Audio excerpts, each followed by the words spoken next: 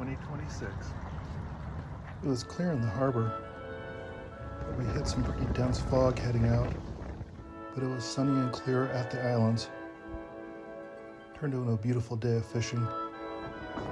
First fish of the day, I think it was a calico rockfish or a grass rockfish.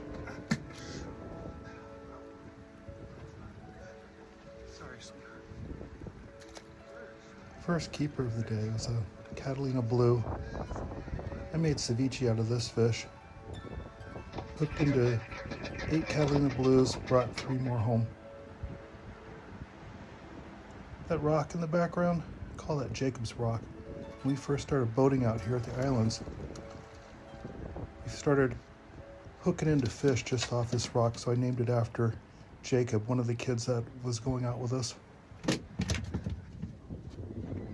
Last fish of the day, it's a vibrant red. Out of season, so we released this one, but we're fishing in pretty shallow water, so it swam right down.